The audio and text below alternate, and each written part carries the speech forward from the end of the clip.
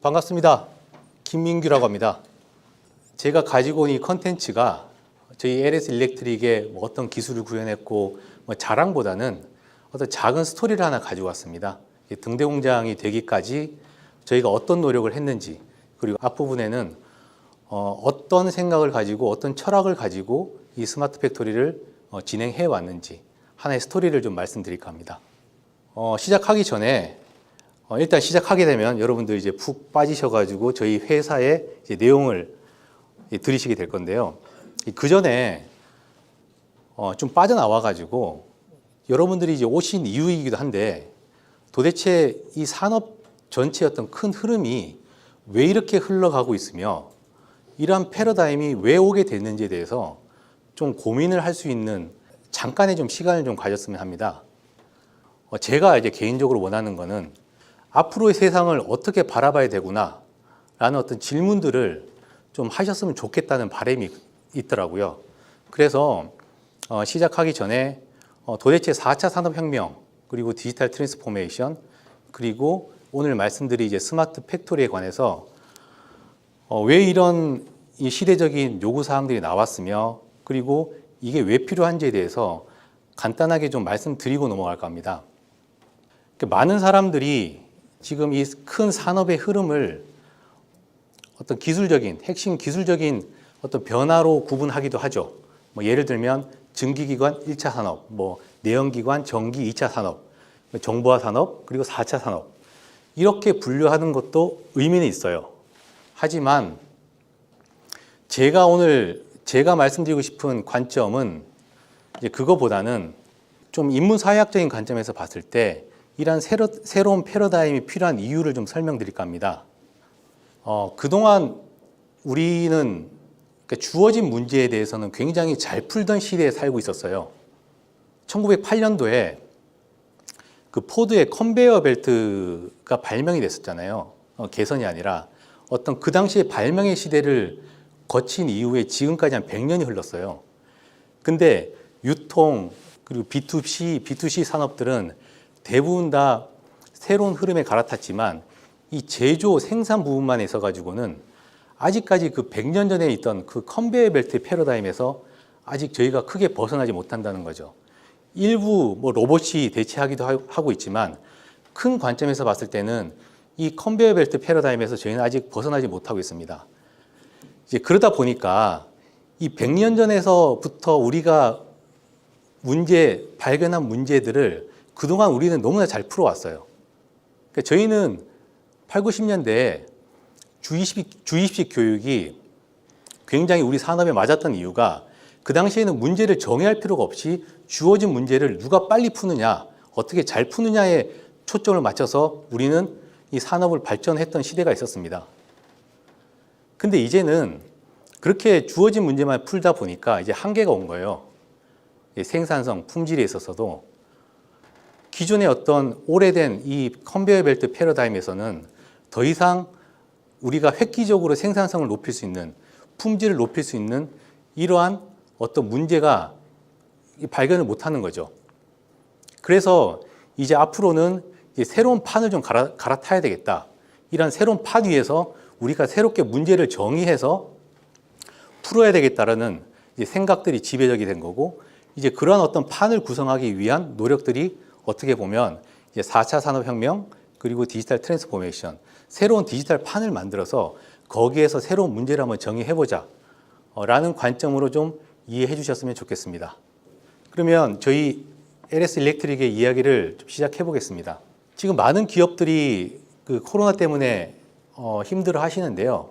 아마 기업의 대표분들은 지금의 어떤 코로나 상황보다 코로나 이후에 어떻게 될지에 대해서 관심이 많으실 거예요. 그래서 이제 맥켄지나 이제 글로벌 리서치 같은 회사에서는 그 왼쪽에 보시는 것 같이 이제 코비드 이후에는 이제 디지털 신기술에 대한 투자가 지금보다 훨씬 더 많이 일어날 것 같다. 그리고 OE라고 하면 이제 생산성, 이제 생산 커패시티, 생산 능력을 지금보다는, 왜냐하면 수요가 많이 늘어날 거니까 이제 거기에 대해서 확장시킬 것 같다. 그리고 이러한 어떤 그 생산성 향상에 에자일 프로세서와 같은 어떤 빠른 실행력을 요구하는 이러한 어떤 방문론들이 많이 대두될 것 같다라고 말하고 있습니다. 그 오른쪽에 보시는 것 같이 그 최근에 그 보잉사의 737 여객기가 좀 말썽을 많이 피웠잖아요. 예전에 5년 전에 그 인도네시아, 두바이 그리고 최근에는 이제 중국에도 그 보잉 747, 737 그 맥스 기종의 부품 결함들이 결국 인명사고로 100명이 넘는 사고를 일으키고 있는데요. 그 보잉사는 이렇게 힘든 시기를 겪고 있는데 한편으로 제가 그 에어버스사를 한번 봤어요. 근데 에어버스사 같은 경우는 보잉하고는 다르게 이제 디지털 트윈을 통해 가지고 어떤 부품에 대한 어떤 관점을 새롭게 보고 있더라고요. 이게 이럴 수밖에 없는 게 이제 항공산업도 이제 어떤 고객의 요구나 기술의 발전으로 인해서 복잡성이 계속 늘어나고 있어요. 이제 이 복잡성을 인간이 예전에 관리하던 방식으로는 이제 한계가 온 거죠. 이제 그런 어떤 항공산업에서의 어떤 패러다임을 에어버스 같은 경우는 이제 극복하기 위해서 일찌감치 노력을 하고 있는 상황이고요. 이제 보잉사 같은 경우는 그 복잡성이 늘어남에도 불구하고 예전의 어떤 관리 방식이라든지 방법론을 고수함으로 인해서 지금 큰 인명사고로 이어지지 않나라고 좀 생각을 해봤습니다. 그 에어버스 같은 경우는 이제 스카이와이즈라는 자기 나름대로 자신 내부적인 어떤 빅데이터 플랫폼을 운영하면서 이제 데이터로 연료 소비를 최소화하고 있고 그리고 엔진 수명을 예측하는 등의 어떤 유지 보수를 효율화하는 데 초점을 맞추고 있습니다. 그리고 이제 항공산업 같은 경우는 이제 특히 에어버스 같은 경우는 이제 10년치 주문 생산을 지금 진행 중에 있는데 이런 어떤 디지털로의 어떤 그 전환을 통해 가지고 그 생산 납기를 한 20% 정도 지금 낮추고 있다고 합니다. 20%라고 하면 아마 금액적으로는 이제 상당히 큰 금액이 될 건데요. 이렇게 에어버스는 보잉을 비교해서 좀 그렇지만은 이제 경쟁사에 비해서 일찌감치 어떤 디지털로의 어떤 전환을 통해 가지고 좀 경쟁 우위에 있다라고 좀 볼 수 있겠습니다. 그 앞에서 말씀드린 이러한 어떤 기업들의 노력 그리고 어떤 시장 분위기에 더해서 지금 이제 글로벌리 어떤 국제적인 기관에서도 이 4차 산업혁명 부흥을 위해 가지고 부단히 노력 중인데요. 혹시 그 세계 등대 공장이라고 들어보신 분도 계실 거고 아직 처음이신 분도 계실 것 같은데요. 간단하게 설명드리면 그러니까 WEF 세계 경제 포럼, 그러니까 일명 이제 다보스 포럼이라고 하는데요. 이 다보스 포럼에서는 이제 18년도에 기존에는 이제 경제 사회적인 어떤 이슈를 가지고 이제 논하던 어떤 포럼이었는데 16년도에 이제 4차 산업혁명을 아젠다로 내면서 18년도에는 이제 새 글로벌 라이트하우스라는 분과를 하나 신설하게 됩니다. 그러니까 이 전 세계 공장을 대상으로 이 세계 경제 포럼에서 등대 공장을 선정해서 이 모범이 되는 이 등대 공장을 중심으로 해서 다른 기업들이 좀 본받아서 수준을 높일 수 있게끔 하겠다는 목적이거든요. 그래서 이 세계 등대 공장이 작년에 저희가 이제 9월에 받을 때쯤 전 세계 한 90개 공장이 선정이 된 상태였습니다. 저희는 작년 9월에 받았고 얼마 전에 이제 국내에서는 세 번째로 LG 창원 공장이 등대 공장에 선정이 됐더라고요. 이 등대 공장의 의미는 앞에서 말씀드렸듯이 어떤 그 실질적인 혜택보다는 우리나라의 등대 공장이 선정되면 이 등대 공장을 중심으로 주변에 있는 공장들이 어떤 등불을 바라보면서 같이 좀 수준 성장할 수 있게끔 좀 해달라는 어떤 그 WF의 요구사항이라고 보시면 될 것 같습니다. 예, 그럼 저희 회사 얘기를 좀 하겠습니다. 시작하겠습니다. LS 일렉트릭은 이제 16년도부터 이제 디지털 기업으로 새로운 항해를 위해서 시작했으며 현재 순항 중에 있는데요. 이제 19년도 이전까지 저희는 DT, 그러니까 디지털 트랜스포메이션 1.0으로 선언을 했었습니다. 이 당시에는 이제 디지털로의 기업을 위해서 각 사업부마다 그리고 이제 그 각 제조마다 각각의 영역에서의 어떤 디지털화를 저희가 추구했어요. 서로의 연결이라든지 결합보다는 각각의 위치에서의 어떤 디지털화를 저희가 추진했었고요. 2.0, 작년까지만 해도 저희가 2.0 시대였는데 2.0에서는 이제 각 사업부별로 디지털화 된 거를 경영 실적을 낼 수 있는 어떤 시뮬레이션을 운영할 수 있는 수준까지 저희가 이제 끌어올렸다고 보시면 될 것 같고요. 그리고 이제 그와 동시에 지금 저희가 운영하고 있는 청주의 공장을 대상으로 해서 스마트 팩토리를 시작했었다고 보시면 될 것 같습니다. 그리고 올해부터는 이제 DT 3.0인데요. DT 3.0은 실질적인 어떤 경영 성과를 창출함과 동시에 스마트 팩토리를 기존에 저희는 이제 공장을 바라보는 관점이 공장은 운영한다라는 어떤 정서였어요. 그러니까 공장은 운영해야 된다. 근데 저희는 이제 공장을 이제 경영해야 된다라는 어떤 패러다임으로 바꾸기 위해서 DT 3.0 시대에는 공장도 우리가 이런 어떤 스마트 팩토리 기술을 적용해서 거기에서 잘 된 것들은 고객한테 딜리버리 할 수 있는 이제 경영 관점에서 저희가 공장을 바라보기 위해서 좀 약간 독특한 관점이죠. 그러니까 이런 관점에서 저희가 바라보기 위해서 지금 노력하고 있다고 보시면 될 것 같습니다. 그러면 이제 저희가 생각하는 이제 LS 일렉트릭의 스마트 팩토리는 무엇인지 이제 말씀드리겠습니다. 스마트 팩토리는 이제 각 회사마다 그리고 이제 각 회사의 CEO가 생각하는 어떤 철학에 따라 가지고 스마트 팩토리 정의는 조금씩 달라질 수 있을 거라고 생각이 듭니다. 하지만 이제 공통적인 거는 결국 자신들이 하고 있는 어떤 본업, 저희 같은 경우는 이제 전력기기 그리고 산업 자동화에 대한 어떤 도메인 난리지에 그리고 지금 시대적으로 많이 발전되어 있는 어떤 4차 산업혁명 기술들, AI라든지 IoT라든지 이런 기술들을 저희가 아까 문제를 정의해야 된다고 했잖아요. 그러니까 문제를 정의하고 이런 기술들을 적용해 봤을 때 어떤 새로운 가치를 뽑아낼 수 있을 때 이게 스마트 팩토리가 아닌가라고 생각을 했습니다. 그래서 이러한 어떤 기술들을 먼저 생각하게 되면 일단 적용한 기술을 버리기가 쉽지 않아요. 기술적인 관점에서 본다면. 하지만 이제 본업적인 도메인의 어떤 관점에서 본다 그러면 이 기술은 썼다가 아니면 버릴 수도 있고 또 새로운 기술을 적용할 수도 있고 그렇게 저희가 새로운 가치를 위해서 기술을 활용한다고 보시면 좀 더 의미가 있지 않을까 생각을 해봤습니다. 일례로 저희 같은 경우는 최근에 이제 한번 시도했다가 일단은 이제 홀딩 시키고 다시 지금 검토하고 있는 게 이제 VR 기술인데요. 청주에 이제 VR 기술을 한번 적용을 해봤어요. 작업자가 이제 고글을 쓰고 증강현실을 통해 가지고 이제 설비 앞에 딱 쓰면 거기에 이상 징후가 발생하면 알람이 뜨고 거기에서 조치까지 할 수 있는. 근데 실제 그게 저희는 이제 그런 VR 기술들이 이 청주 공장의 생산성을 높여줄 거라고 생각을 했는데 실질적으로는 이제 그 사람들이 그걸 그렇게 불편하게 쓰면서까지 다 알고 있는 이상 징후에 대해서 굳이 그렇게 쓰면서 할 필요가 없겠더라고요. 그래서 오히려 이제 그게 교육용이라든지 아니면 이제 신입사원용으로 지금 이제 활용하려고 제가 방향을 바꾸고 있고요. 이거보다 더 좋은 기술을 저희가 또 활용해서 적용하려고 노력 중에 있습니다. 그러니까 이러한 정의를 내렸으면 저희가 이제 해야 될 일은 그럼 앞으로 저희가 한 10년 후 그리고 20년 후에 이 우리의 공장이 어떻게 바뀔지 그리고 어떤 모습으로 가야 될지 그 로드맵을 짜야 되거든요. 그래서 10년을 저희는 이제 중장기 스마트 팩토리 전략을 선언했었습니다. 그러니까 10년도까지는 스마트 팩토리 18년도까지는 이제 준비 기간으로 저희가 세웠고요.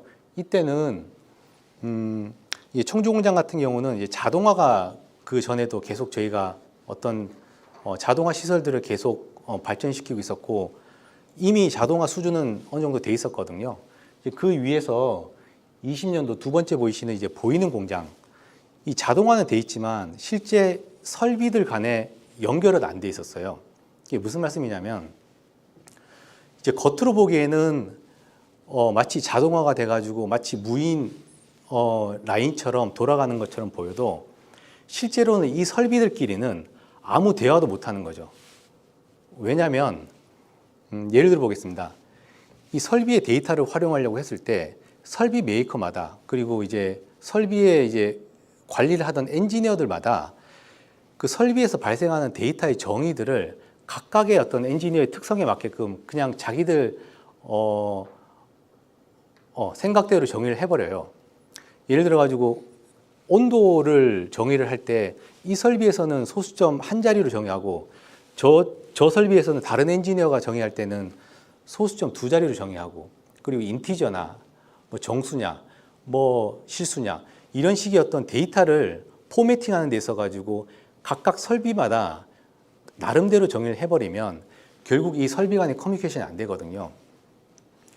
그래서 이런 것들을 보인다는 의미는 이 설비들에서 발생하는 데이터를 모두 연결을 하자. 연결을 하려면 얘들이 소통할 수 있는 랭귀지가 다 동일해야 된다.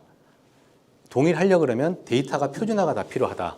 그 표준화가 필요하려면 그 설비 PLC에서 나오는 이 데이터의 어떤 저희는 태그 정보라고 하는데요. 이 태그 정보를 다 맞춰야 됩니다. 그래야지만 설비들이 연결됐다고 저희가 말을 할 수 있고요. 연결이 되면 이 설비들 간에 대화를 할 수 있어요. 그 대화를 한다는 거는 선공정에 있는 설비가 후공정에 있는 설비한테 피드백을 주려면 이 같은 데이터 포맷으로 줘야 되거든요. 그래야지 후공정에 있는 데이터가 인식을 할 수 있으니까요. 어떤 이런 컨셉추얼한 어떤 개념을 가지고 저희가 이제 20년까지 보이는 공장을 구축했습니다. 이게 소위 말하는 이제 IoT, 뭐 앞에 인더스트리얼을 붙여가지고 IIoT라고도 하는데요.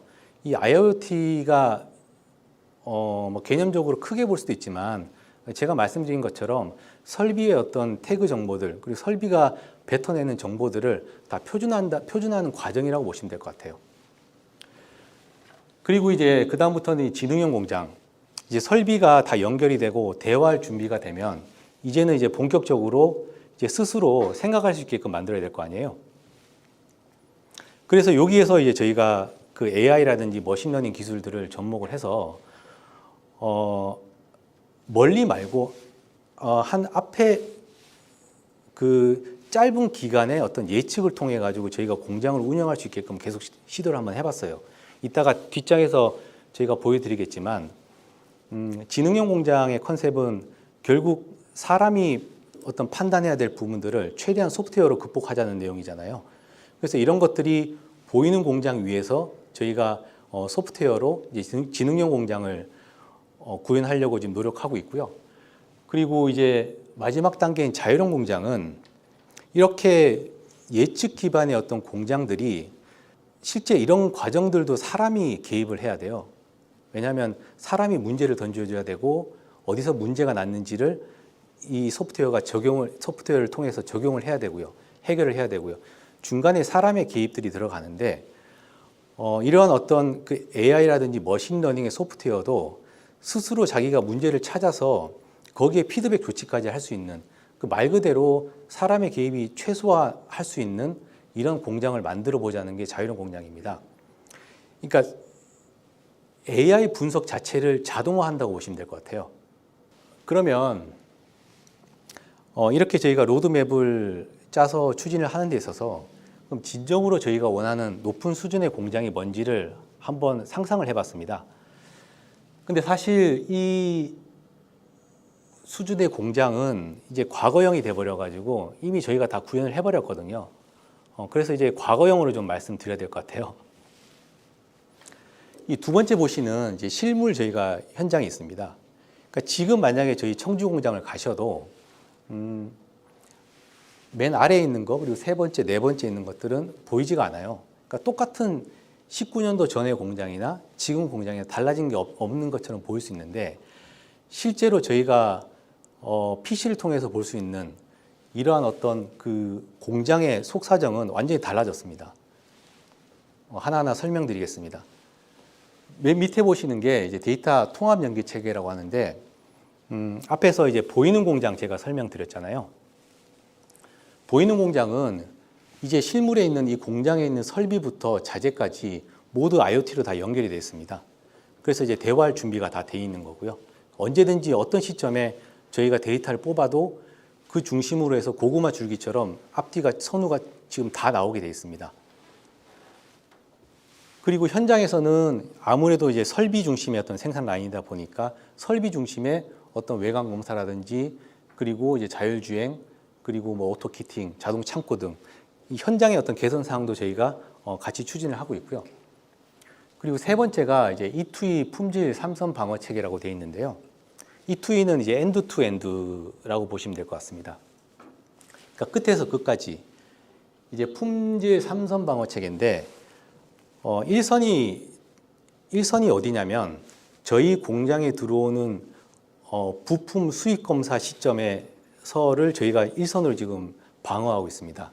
말이 좀 무서울 수도 있는데요. 이때 만약에 뚫리는 분량들은 2선에서 저희가 대체하겠다는 겁니다. 그러니까 2선은 공장 라인 내입니다. 라인 내 2선에서 저희가 이제 품질 검사를 최대한 저희가 많이 해서 1선에서 뚫린 품질들이 분량들이 2선에서 놓치게 되면 마지막 3선, 저희는 OQC라고 하는데요. 출하 직전에도 저희가 검사를 해서 정말 이제 품질에 있어 가지고는 고객한테 3번의 어떤 방어선을 뚫을 정도의 품질은 없을 거다라고 저희가 지금 생각하고 있고, 이러한 방어 체계로 지금 품질을 관리하고 있습니다. 그리고 이제 마지막 맨 위에가 이제 사이버 환경에서의 자율 생산 운영 체계인데요. 이거는 쉽게 말씀드리면 디지털 트윈, CPS라는 이제 말을 많이 하고 있는데요. CPS라고 하면 그 사이버 피직스 시스템이라고 해서 이제 물리와 사이버의 어떤 그 동기화라고 보시면 될 것 같고, 디지털 트윈하고 같은 개념인데 약간 목적 자체가 약간 다르긴 하지만 비슷한 개념으로 보시면 될 것 같습니다. 이러한 어떤 디지털 트윈 환경에서의 공장을 바라보는 그러한 환경을 저희가 지금 구축해 놨고요. 여타의 어떤 지멘스라든지 GE 같은 경우는 이제 디지털 트윈의 어떤 목적이, GE 같은 경우는 O&M이라고 해서 유지 보수가 굉장히 힘들어요. 왜냐하면 그쪽 발전 설비 이런 것들이 사막에 있고 오지에 있다 보니까 이제 GE 같은 경우는 이 유지 보수하기 위해서 출장비라든지 그 유지 보수비 드는 비용이 상당히 많거든요. 그래서 그 사람들은 그 디지털 트윈을 구축해 놓음으로써 직접 그 오지에 가지 않고도 본사에서 유지 보수할 수 있게끔 그렇게 지금 만드는 목적을 가지고 있고요. GMS 같은 경우는 아시다시피 제품의 어떤 라이프 사이클, 신제품 출시를 당기기 위해서 디지털 트윈을 활용하고 있는데, 저희 같은 경우는 이 디지털 트윈을 가지고 본사와 청주와 R&D 간에 같이 공장의 어떤 협업을 하기 위한 목적으로 지금 만들었습니다. 그래서 예전에는 청주 공장에 어떤 이슈가 발생하면 이제 청주 공장의 엔지니어들만 봤다고 한다면, 지금은 저희가 R&D가 이 디지털 트윈을 통해서 같이 들어와요. 같이 들어와 가지고 그 R&D에서는 이 데이터 분석을 통해서 이슈를 바라보고 있고, 청주 공장은 실제 현물을 보고 대응을 하고 있고요.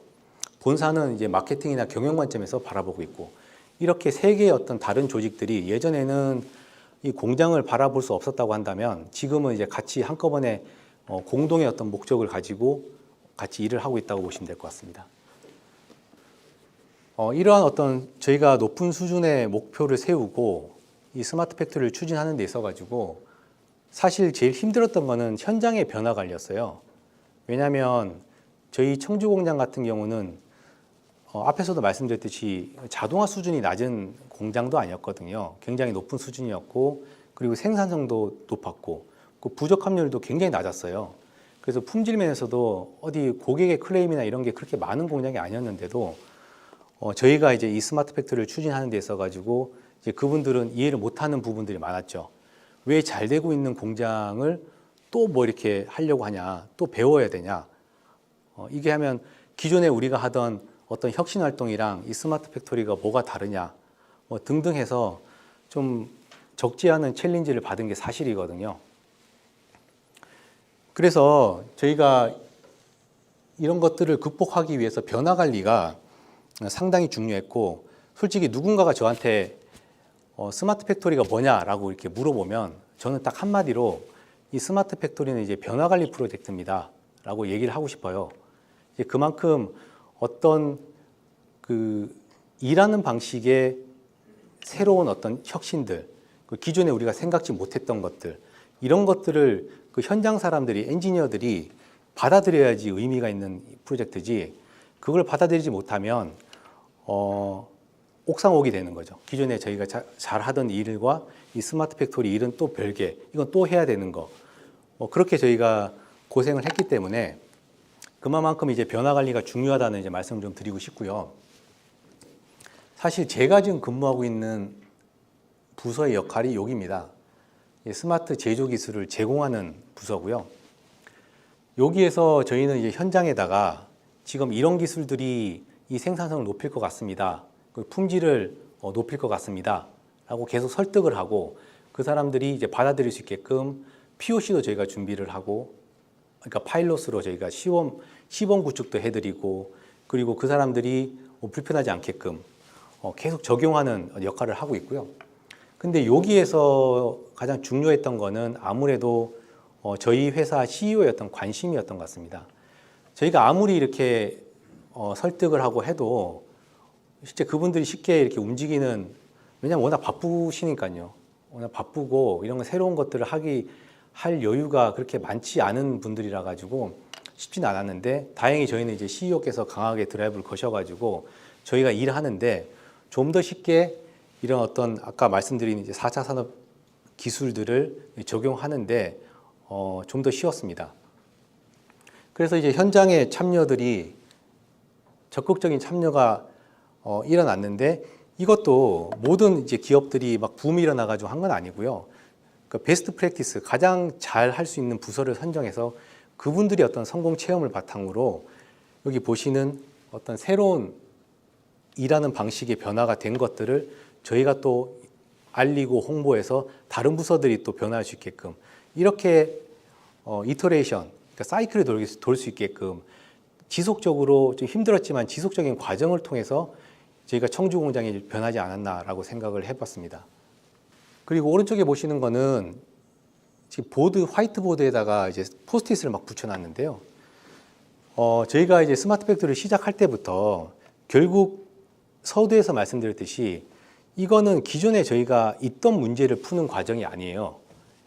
공장 현장에서 새로운 어떤 문제를 정의해야 되고, 새로운 문제를 새로운 기술로 어떻게 우리가 접목해서 가치를 만들어낼 건가가 핵심이기 때문에 이분들의 어떤 공장에서 20, 30년 근무하셨던 분들의 아이디어가 저희가 절실히 필요했거든요.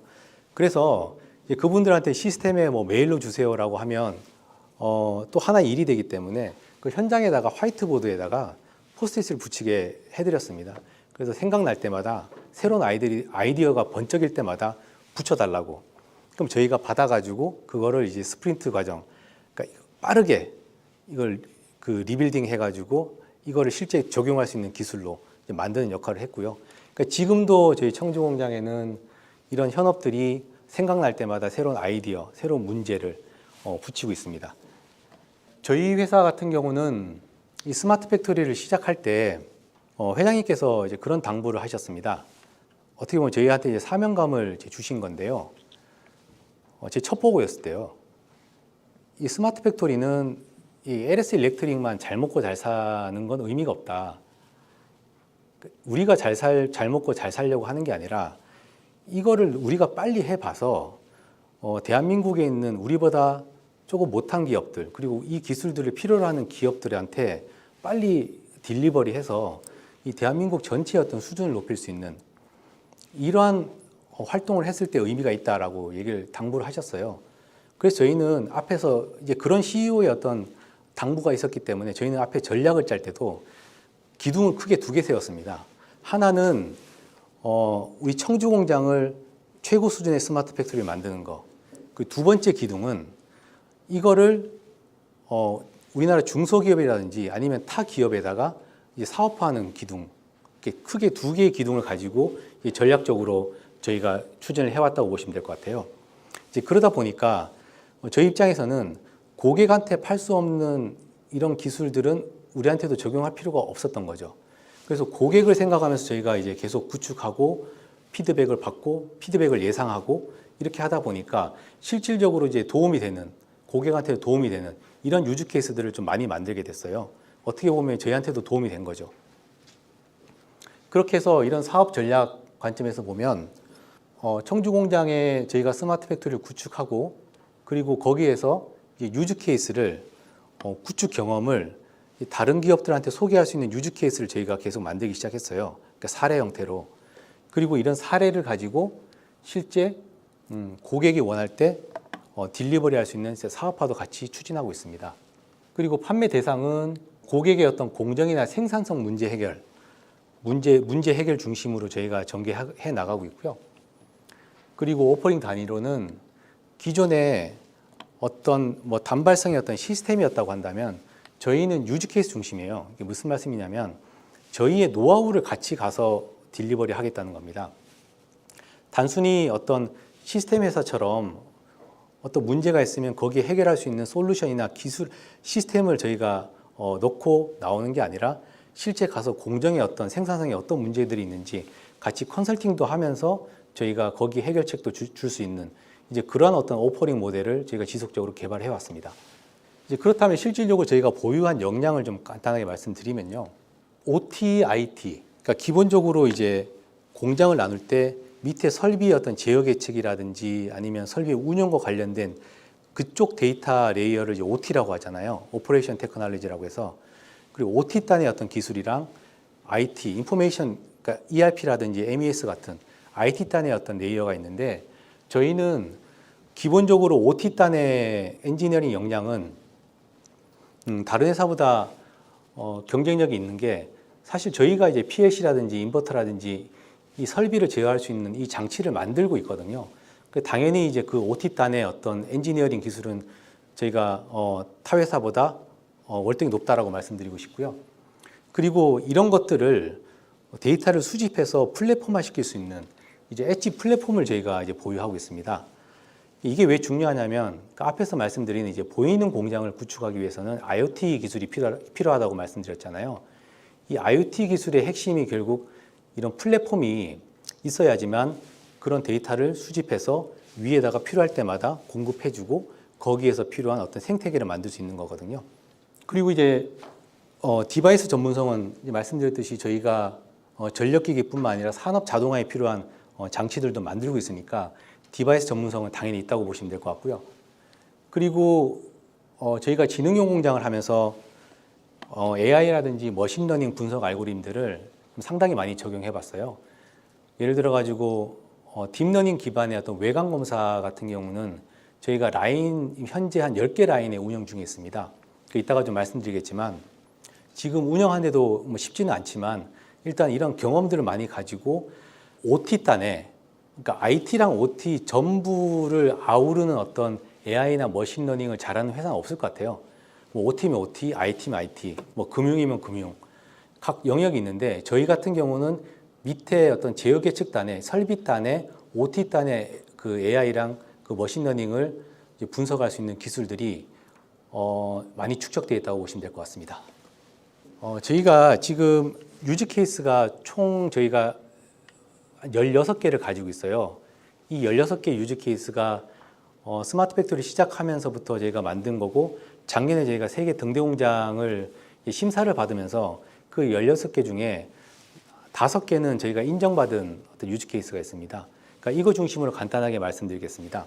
첫 번째, 다품종 대량 생산을 위한 자동 설비 레시피 변경 시스템인데요. 이름이 좀 복잡한데 이건 어떤 유즈 케이스냐면 혹시 매스 커스터마이제이션이라는 말씀 들어보셨습니까? 다품종 대량 생산이라는 말인데요. 이게 예전에는 굉장히 좀 어폐가 있는 말이었어요. 다품종 소량 생산, 소품종 대량 생산 뭐 이런 어떤 시장의 니즈가 있거나 이런 패턴이 있었다고 한다면 지금은 역설적이게도 매스 커스터마이제이션, 다품종 대량 생산이에요. 굉장히 많은 종류를 대량 생산하겠다, 원가까지 낮추겠다라는 의미인데 이게 모순적으로 들리지만 시장의 요구가 이렇게 변하고 있습니다. 고객들은 점점 까다로워지고 학습의 정도가 높아지고 그리고 생산에까지 고객들이 참여하려고 시도하는 이 시점에서 더 이상 어떤 소품종의 어떤 대량 생산만 가지고는 이제 극복할 수가 없고 많은 종류의 고객들이 요구하는 많은 종류의 제품들을 어떻게 하면 원가를 낮추면서 한 번에 대량으로 생산할 수 있을까 이런 고민들을 많이 하고 있더라고요.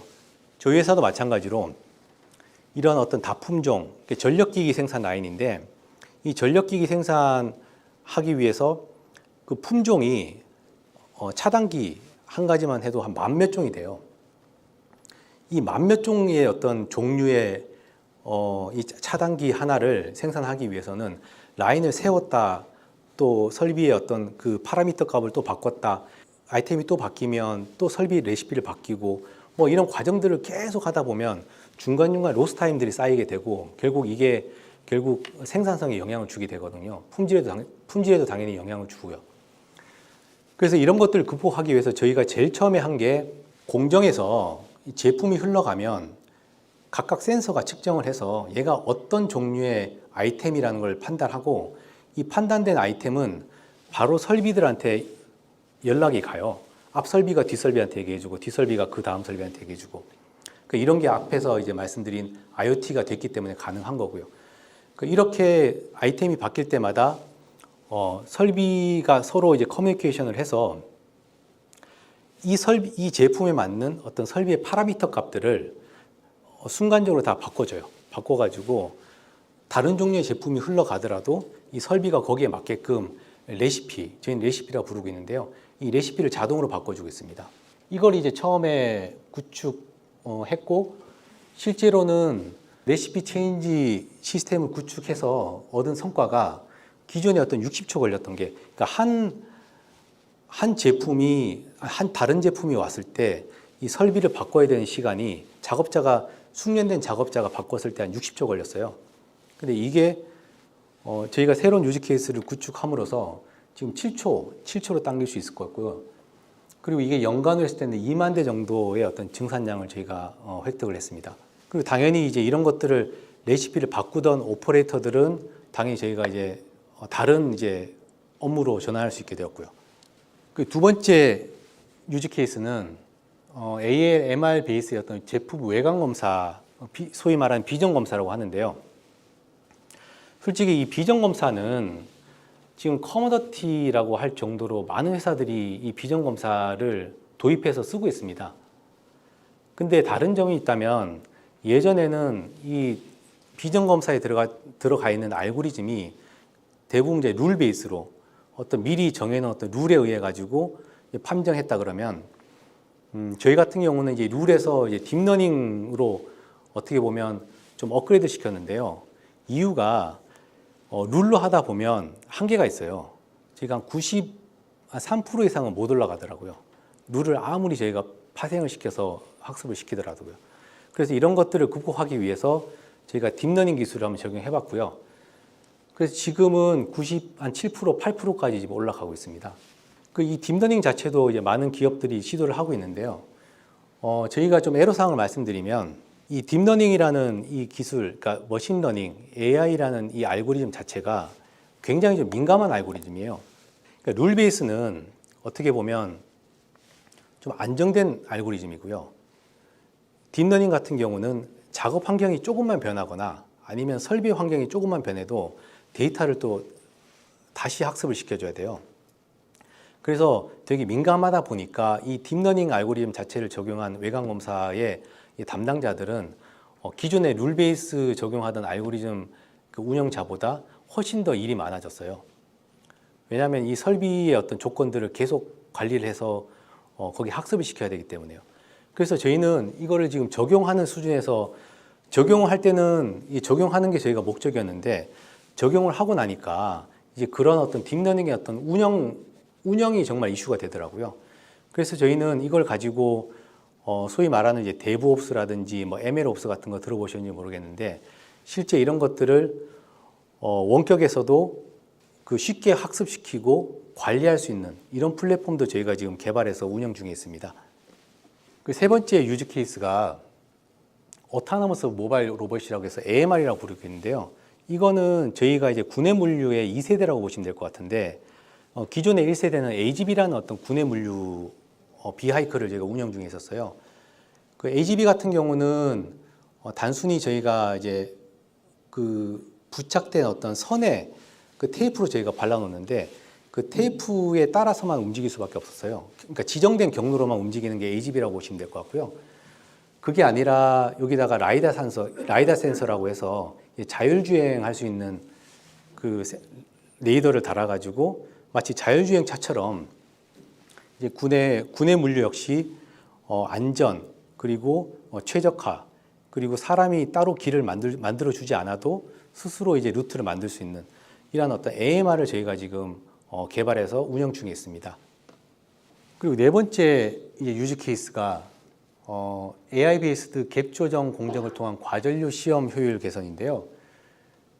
좀 이름이 어려울 수도 있는데 쉽게 설명드리면 공정 두 개가 있습니다. 선공정은 이제 용접 공정이고요. 이 용접 공정을 한 다음에 이제 후공정에서 검사를 해요.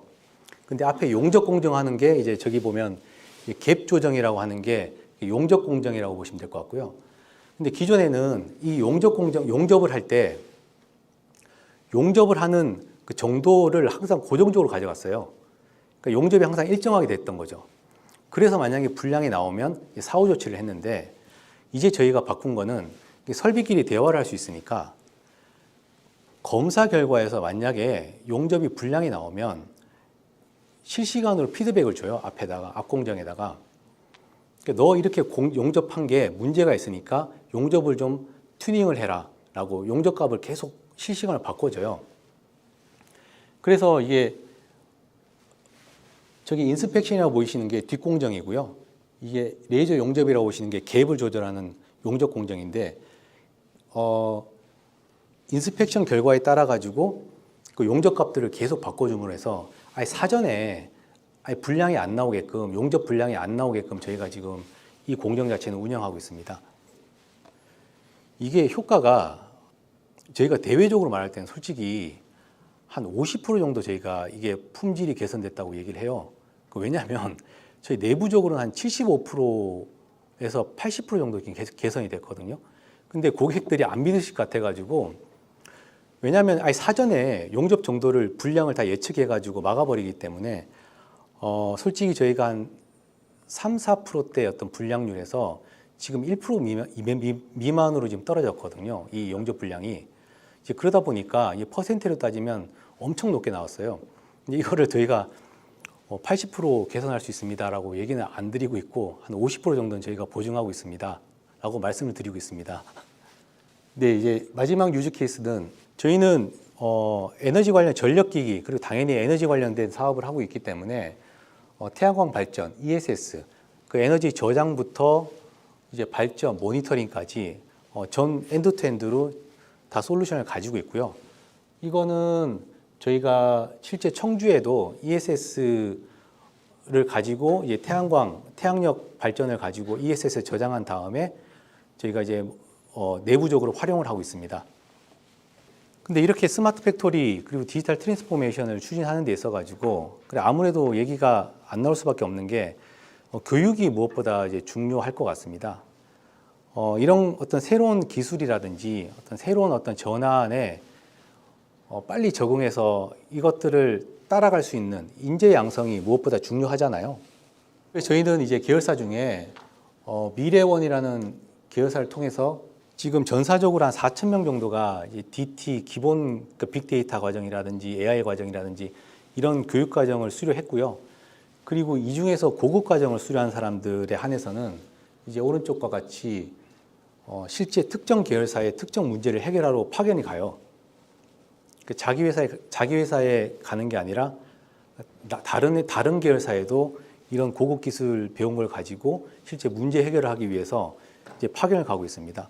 근데 거기서 쌓은 스킬을 가지고 또 다른 회사에 가고 이런 식으로 저희는 이제 그룹사 차원에서 이제 교육을 진행하고 있고 이런 것들은 아마 저희가 이제 이 스마트 팩토리를 하는데 큰 원동력이 아닐까라고 생각하고 있습니다. 사실 이번에 저희 작년에 이제 9월에 등대 공장을 제가 선정된 것과 동시에 저희는 이제 확인한 게 앞에서 말씀드린 이 큰 로드맵이 저희가 잘못 가고 있지는 않구나.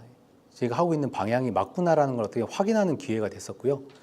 그리고 이런 어떤 저희는 노스스타라고 부르는데 제가 아무리 이렇게 좀 많이 중간에 힘들고 해도 어떤 절대적인 말 그대로 노스스타를 향해서 저희는 계속 진행하고 있고 앞으로도 더 진화된 공장을 위해서 본업 도메인 날리지의 새로운 기술들을 접목시키기 위해서 노력하고 있습니다.